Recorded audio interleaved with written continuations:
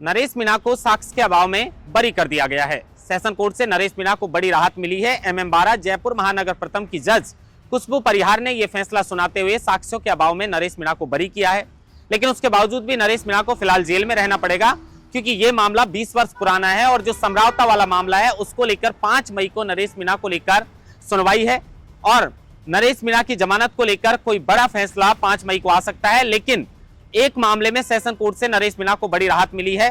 5 अगस्त 2004 का यह मामला है, जब राजस्थान विश्वविद्यालय के अंदर घूमर कार्यक्रम था और इसी कार्यक्रम के दौरान आरोप है कि नरेश मीणा के जो साथी हैं उन्होंने सड़क को जाम किया और उपद्रव मचाया। इसी मामले को लेकर गांधीनगर पुलिस स्टेशन में एक मामला नरेश मीणा व उनके साथियों के खिलाफ दर्ज किया गया था। लगभग 20-21 वर्ष पुराने इस मामले के अंदर जो है वो नरेश मीणा को लेकर सेशन कोर्ट ने बड़ा फैसला सुनाया है और साक्ष्य के अभाव के चलते नरेश मीणा को इस मामले में पूरी तरह से बरी कर दिया गया है।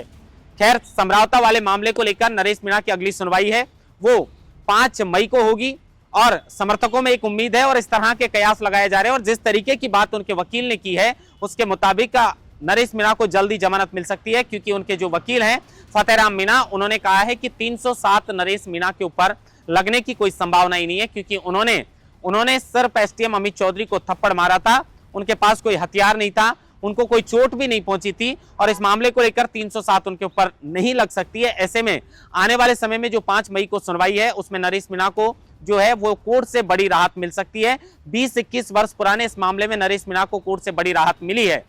जज साहब का तबादला होने की वजह से इस बार नरेश मीणा का जो 166/24 जो प्रकरण था उसमें सुनवाई हो चुकी थी, लेकिन 167/24 में चार्ज बहस थी और इसी मामले को लेकर जज साहब का वहां से तबादला हो गया था, लेकिन उनकी जो चार्ज बहस है वो पूरी नहीं हो पाई थी और इसी मामले को लेकर 5 मई की एक नई तारीख नरेश मीणा को समरावता वाले STM थप्पड़ कांड मामले में जो है वो नई तारीख मिली है। समर्थकों को भी काफी लंबे समय का इंतजार करना पड़ गया, क्योंकि 6 महीने के आसपास नरेश मीणा को जेल में बंद हो चुके हैं। बार बार समर्थक यही न्याय की गुहार लगाते हैं, क्योंकि मुख्यमंत्री भजनलाल शर्मा से भी उनके पिता की मुलाकात हुई थी। उसके बाद ऐसे कयास लगाए जा रहे थे कि मुख्यमंत्री भजनलाल शर्मा अपने वादे को निभाएंगे, लेकिन मुख्यमंत्री भजनलाल शर्मा ने वादे को निभाते हुए समरावता गांव के लोगों को मुआवजा राशि तो दे दी और उसके बाद SC/ST कोर्ट का जो फैसला आया था उसमें यह कहा गया था कि इसमें कहीं ना कहीं जिला प्रशासन और STM अमित चौधरी भी दोषी है। तो उसके बाद इस तरह के कयास लगाए जा रहे थे कि जल्द ही नरेश मीणा को जमानत मिल जाएगी, लेकिन इसके